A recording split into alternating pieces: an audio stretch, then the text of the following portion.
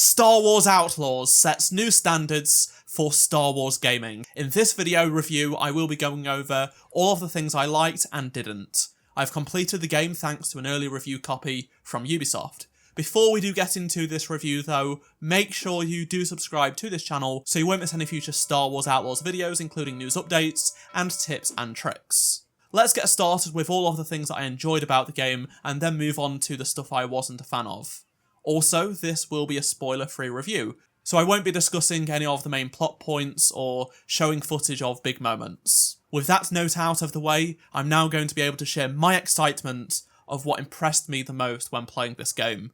There are a few areas in particular that raise the bar for Star Wars games. The main standout thing for me was just how the developers have done an exceptional job at crafting a game that feels so lively and lived in.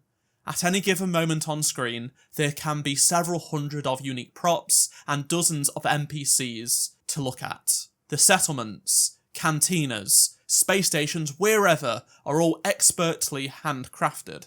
You can choose to live in Star Wars thanks to this game. If I was not reviewing this game for launch, I could see myself treating this as a new life to escape in by taking my time and visit every corner of the game's galaxy. There's so much to do and explore for both leisure and working as an outlaw. You really can take your time to lose yourself in this immersive galaxy. It's filled with so much Star Wars stuff we've never seen before in a Star Wars game. They've nailed the dirty original trilogy look, and the game just generally looks great, like it's straight out of A New Hope. For the most part, I would say the sizes of the planets and space stations are great. They are very expansive. Akiva, Tatooine and Tashara in particular are huge and look and feel the way they should. Kijimi is a bit smaller, and then Cantonica is much smaller, and we'll get into that later. But there is no shortage of things to do and see on the larger planets. Plus, the actual in-game map is really well done. It's not overwhelming, it's simple, and clear to navigate around the game's world. There are time of day and weather systems on these locations. You'll see the sun's rise and set, plus random weather per day. It could be cloudy or rain. Gameplay, to me, is the most important part of any game, so that's what I'm going to be focusing on next, and it will take up most of this video. It may surprise you to learn that a lot of this game involves stealth gameplay. As a fan of stealth games such as Hitman myself, getting this in a Star Wars game is just a dream come true. The game has many mechanics to sneak around and take out enemies. Even in linear levels, you still have some amount of freedom on how you get through that level. It was a joy to play despite some issues like AI being dated in their realism. Sometimes the AI really should have seen a body that are just left out in the open, and they just didn't. I was playing on the standard difficulty, and turning up the enemy difficulty does make stealth harder, so maybe the AI is just a lot less dumb with the higher setting. If you want more of a challenge, you could try that out. Though by the end of the story, I wanted new mechanics in the environment to freshen up infiltrating bases and such. It started to just get a little bit repetitive seeing and using the same options around the levels. Overall, stealth was a massive highlight for me, and I thoroughly enjoyed it. Controlling Kay is great for the most part. Controls are very responsive, with little response time. She feels lighter to control than, say, Cal in the Jedi games or playing GTA or Red Dead, which at times can make Star Wars Outlaws feel a little bit cheaper, though Cal is carrying a lightsaber, so that's something to consider. This is also more noticeable when platforming compared to the Jedi games. Cal has this weight in his animations and feeling in the controller, whereas Kay feels a bit more arcadey. However, I do like how responsive the controls are, and everything just feels pretty good to use. Nyx is essential and fun. He adds new and dynamic gameplay that we don't really see in Star Wars games. Let's talk about gunplay, which I enjoyed, even if it is basic. Blowing up stuff was very satisfying. I never felt the need to pick up a weapon, as Kay's blaster pistol has a personality thanks to its modes and upgrades. The weapons you can pick up are different enough from Kay's pistol though, and can be useful in certain situations, especially the longer range rifles. Also, it was nice to see weapons that we previously have not been able to use in Star Wars games before, and even some brand new designs. That definitely changed things up a little bit. I did find some of the weapons, though, that you can pick up to be better in certain situations than Kay's pistol, particularly at longer range. You really need a rifle for that, and that was helpful. And also when things got really hectic and you had to go loud, having a grenade launcher certainly helped. I liked thinking on my feet, adapting to the situation with K's blaster, and then picking a weapon up rather than just picking one up and carrying it around the entirety of the game with me. Things about K can also be said for ship combat. The Trailblazer still feels far too lightweight in the hand, but it has this swooshiness about it that visually looks great. I still believe it should be more hefty, considering the size of the ship, but the controls are super responsive and scalable in how easy or hard you want it to be. The same can be said for the Speeder, except it has this heaviness to it in the controls, and rightly so. It even felt better than when I last used it at the preview event. I enjoyed most of the missions, even if some were more linear than others, and more linear than you'd probably expect for an open world game. I guess I really enjoyed the stealth, so that does help. You can go loud at any given point though. I would choose to remain silent, but some people may just want to go guns blazing, and the game does allow you to do that. It might even be easy to do so. There are the inevitable side fetch quests, but at least they are appropriately themed for Star Wars, and have uniqueness about them. There's more variety in these than you think, and personally, I had fun with the side missions that I did. I do think the Star Wars dressing and lore to me, as a Star Wars fan, does the heavy lifting, I think, though. There are some random world events that occur on your travels as well that are completely random. They will happen at any time, and I like those. Seeing stormtroopers fight the Pikes whilst you just speed by on your speeder, you can choose to continue on your way or stop and take them out and steal all of the loot. Just making it clear that the loot is simply some materials and credits. It's not a looter shooter. In terms of the reputation system, I liked deciding what choices to make under pressure or at my own pace. It kept you on your toes. Your choices affecting each quest is fun, even if they don't affect the main golden path. It's not perfect because you could have potentially really upset Crimson Dawn for the past hour and then do a story mission and then you meet Kara, so it's not entirely realistic, but at least there is some player agency there. I'd rather this game have this system than not. You also have to remember this is not an RPG with multiple endings. This is just an open world Star Wars game that has a canon story and is not a true RPG in the same vein as, say, Cyberpunk. There is plenty of room to experiment with the different factions thanks to the reputation system, and it's great. It's a lot of fun seeing what each faction do depending on what you do, based on various missions, your decisions you make, and such. The game features this really clean UI and menus. The game's whole aesthetic is just fantastic, even down to the minigames. It is different but familiar, and the menus don't overwhelm me, but they have a lot of depth if you want to access it. Between the gameplay and the menus, the game is made in a way that you're able to choose how involved you want to be. You can just play through the story missions and not bother with anything else. In contrast, if you want to treat this like you are living within Star Wars, you certainly can. If you don't like crafting and finding materials, that's fine. You can choose to ignore those typical open world game elements and just focus on the Star Wars aspect of an open world game. What I really appreciate is how easy they made picking up materials. I don't like crafting much in games. I don't want to spend my time going out of my way picking up materials to level up weapons. I felt Massive made this more fun and bearable in Avatar Frontiers of Pandora, but it still felt like a little bit of a chore towards the end of the game. With this game though, you can choose to ignore it, but I found myself actually picking up materials because it was so easy and smooth to do. You can just be running, and on a table as you pass by has some scrap on, pressing the right thumbstick, Kay will reach out with her hand and pick it up. It just feels great. Or you can have Nyx pick it up for you if it is far away, or you just can't be bothered. However, it is effortless though, doing it as Kay, so I wasn't really using Nyx to pick up stuff much. I was just picking them up myself, and I would never do this in another game. This meant I could actually upgrade my equipment a lot more and try out things. This takes me onto progression. How you upgrade your tools, Kay herself, and how you get better is mostly just by playing the game as you want to. The traditional skill trees are gone out of the window with this game. How you learn new tricks is a breath of fresh air. There are several NPCs that you'll seek out, and they are experts in a field. Simply by playing the game will earn progress towards challenges that will unlock new skills. Some skills will require you to find parts or purchase parts to upgrade things like the speeder, but just driving the speeder also progresses you to unlocking new features. It's all very natural, and you won't have to worry about what to spend skill points on anymore. Meeting an NPC in an interesting setting and then gaining knowledge from them is way better than just the traditional collect a skill point and navigate on a skill tree menu and having to decide what to unlock. Star Wars Outlaws has the greatest settings menu of any Star Wars game. Nothing comes close.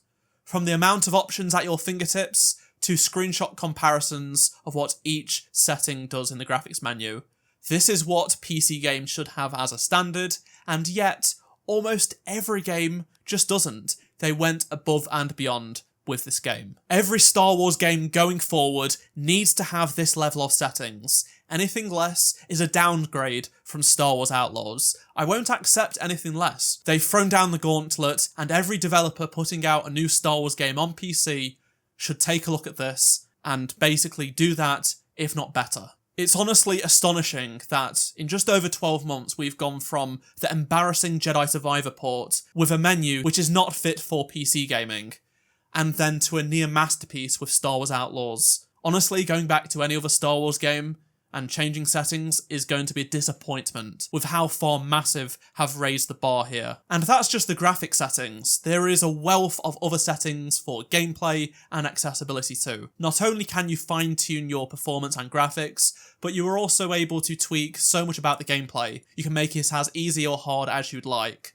It's not just a simple global game difficulty toggle like with most games. Individual elements of the game can have difficulty changed or even removed. If a minigame like the lockpicking one is annoying you and you just want to skip it, you can just turn it off. I now want to talk about performance and bugs. Unlike Jedi Survivor, it does not suffer from the major performance issues or engine-related stutters. It's not perfect, but it's also not too surprising given this high level of fidelity and scale. But at least it's in a much better state than Jedi Survivor was. That is a very low bar though. That should never have released in the way it did. For context, I played at 1440p on high/ultra settings, ray tracing on, with DLSS on as well, with a 4080 Super and an i9 4900K. The game runs at above 60 to 90 for the most part. Really demanding areas would see those 1% lows drop to say 50 FPS, but it did not feel nowhere near as bad as Jedi Survivor. That said, you can't just be using the lowest level of performance as a comparison, but I'm just using that as a recent example, and also it's somewhat similar in terms of its fidelity, and it also had semi-open worlds. There is some unstable frame pacing going on, in particular in certain cutscenes, but the game still overall feels good in the hand, but of course I would prefer a much more stable frame rate if possible in all areas. I did come across dozens of bugs, but they were mostly minor graphical ones. In my entire playthrough, there was nothing game-breaking or frustrating. They were mostly just immersion-breaking. I did have one blue screen of death, but I'm not sure if that is down to my processor being an i9, or it's also because this is a pre-release version of the game. However, I didn't lose any progress. It does seem to save pretty good. It has a lot of checkpoints. You can also manually save the game if you wish to do so. Some parts of the game you can't save manually, but I didn't lose any progress when I did have that crash. Some examples for graphical issues include artifacting using DLSS, flickering objects when in Mos Eisley, reflections not displaying correctly, NPCs clipping through objects, and ND5 appearing, then reappearing seconds later. Most of these really should have been ironed out before launch. There's always a chance that a day one patch or the first post-launch patch does fix these, but I can't speak on something I don't know. A common question people will have is, how long will it take to complete this game? Based on my experience of just simply playing through the main story and doing just a few of the additional side quests, it took about 20 hours. I did rush through some areas in order to complete the story for review, but there is still so much content after the game's main story is done. There is so much to unlock and find out and do. I could easily see myself putting in another 20 plus hours just to deeply get immersed within this game. Fast travel is also extremely quick. Any area you visit will become available for fast travel. You can open up the map from anywhere you are, select a location, press X, and a couple of seconds later, you are there. This also works cross-planet, so if you don't want to do the full takeoff and landing sequence, you can just simply hop from one planet to another, skip it all. It's impressive. In terms of the music, this game has a different approach to what we've heard in previous Star Wars games, and it works for the most part.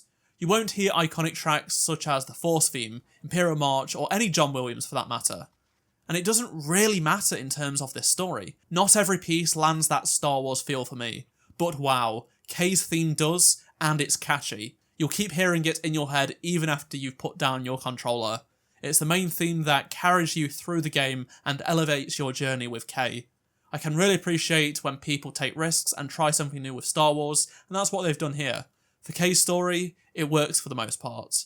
And also, some of the tracks found in the cantina are very much Star Wars, and you'll like them. In terms of characters, it was somewhat of a mixed bag. Umberly Gonzalez, who plays Kay Vess, was the standout, as you'd expect. Her performance was great. It brought a lot of fun and feelings we don't usually see from a good side Star Wars character. I mean, she is on the good end of the spectrum, but at the same time, she's not a Jedi. She's not part of the rebellion. It is really interesting to play and watch a character who does not care about the Empire or rebellion or the war and is just really looking after herself and Nix. ND5, played by Jay Rincon, was also well done. I think people will love Kay and ND's relationship, but wish there was more time spent together. The narrative overall was fine. I enjoyed various aspects of it, but it wasn't groundbreaking in any way. I do feel that the pacing was off though. Parts just went really quick at times, to the point where I wished I spent more time with these characters before certain events happened. I did like the twists and turns. There was some great stuff in there. But there were also moments of pure convenience and fan service which may turn some people off. You also have to keep in mind that this is a Star Wars story, and it has the quirks of Star Wars, but it is also a very fun and different story, and I liked it overall. It did have some cutscenes and gameplay moments that really evoked the feeling you get when watching the original trilogy, in particular A New Hope. As for why I think the characters were a mixed bag, well, I felt that the facial animations and voice acting took away from the experience. The expressions of some of the NPCs felt stiff, while some of the other more important characters didn't have as good performances compared to Umberly as Kay. Towards the end of the game, those performances did improve, but it was just a little bit jarring watching and listening to Kay, who has this high quality performance both in the facial animations and movement and her voice, with less lifelike characters within the same room as her. Another thing I found jarring and quite strange is that there were 4 pre-rendered cutscenes in the entire game, and that's it. They looked great, but they were so infrequently used that it took me out of the experience when it would go from an in-game, real-time cutscene to this pre-rendered cutscene and then back to it. It just didn't really make a lot of sense to me. These cutscenes take a long time to make, so much so that the skin colour of one of the characters is different to the final version in-game. I do wonder if they wanted to do pre-rendered CGI cutscenes for the entire game and then decided in development not to do that and just kept some of the more impactful ones. It's just weird to go from 99% of the time in-game cutscenes that were real-time, smoothly transition into gameplay and then have these really high-fidelity pre-rendered CGI cutscenes. The real-time cutscenes were fine for the most part as well, but they did lack the quality compared to, say, Jedi Survivor's real-time cutscenes. I do think the lighting and shots were just not as good, so it was a step down in quality, but at the same time, they were just fine. Once the credits have rolled, you can go back to freely exploring the game and doing all of the additional side content that you didn't do beforehand, plus playing with the reputation system, of course. However, you can't visit Canto Bight. It was just at the beginning and end of the game, and that was disappointing to find out because you can't revisit it once the game has ended. I thought, going into this, that's probably going to happen. Nope. Even though it isn't an open world planet like the others in the game, I still would have liked the option to just have the starting section available to us to experience after the game has come out, just so we can walk around and take in all of the visuals and the NPCs and details. I really do hope Massive consider adding this as a playable area in the future once you have completed the game. Surprisingly, the last 2 to 3 hours of the story are pretty linear. You also can't do the open world stuff until you have completed the game during this time period. It does give you a point of no return warning message, and you can hold off for as long as you want, but this felt more like a traditional Star Wars game and lacked some of the magic this game gives you in the earlier parts of it. Some of its uniqueness is gone until the game ends, and then you get back to how it was before. I get why they did this, but it was just a little bit, I don't know, jarring, I guess. There is plenty of stealth in this section of the game, and you can choose how to navigate through these linear levels, so that was fun. I enjoyed my time with it. Speaking of gameplay, this is not Star Wars GTA at Rockstar's level. You can't go in expecting that, and you can't pull out your gun in certain areas and kill civilians. The AI is just not receptive to everything you do. It does lack lifefulness in that department. There is a lot of freedom in this game, but not to that level we've seen in other games. Personally, I wasn't going to go around killing civilians at random, but there are some restrictions that do feel a bit frustrating to me, such as not being able to use your speeder in certain parts of town, or your sprint speed capped in select areas. This game is the closest thing we'll get to a GTA Star Wars game, and that's fine.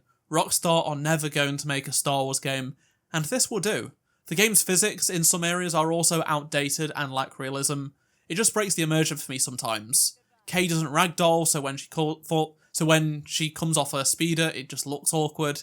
The speeder gets stuck and floats when I would have thought it would have fallen on its side or something like that. I don't know. Meanwhile, things like cloth physics and hair are much better. It's a small thing, but walking through flexible materials is realistic and does not lower the frame rate as seen in other games. Though quite a few of the visual effects, like fire, do run at, say, 30 frames per second or something, so that sticks out like a sore thumb. So, is this the open world Star Wars game that we have been waiting for so long for? Outlaws delivers. Star Wars Outlaws delivers an underworld fantasy in many unprecedented ways. The game's galaxy feels alive, and I want to continue to live in it. Although, due to its sheer scale and detail, some corners had to be cut with outdated ways of handling parts of the game. I think people will be very happy with what they've gotten. Overall, I think people will be pleased with what they will play. Congratulations to Massive, along with all of the Ubisoft support studios and everyone else who participated in the development of this game for pulling off this huge job. I'd love to know your thoughts on anything I've talked about in this video, so please do let me know down in the comment section below. Are you excited to get Star Wars Outlaws this week? Also, if you are going to purchase Star Wars Outlaws on PC, please consider supporting me and using my creator code on the Ubisoft store. Just type in AzaTrue at checkout and you'll be helping out the channel. Thank you. And if you enjoyed this video, be sure to drop a like, subscribe so you don't miss any future Star Wars Outlaws videos, and if you missed any of my previous videos, click on the playlist on screen right now, and I shall see you in my next video. Goodbye.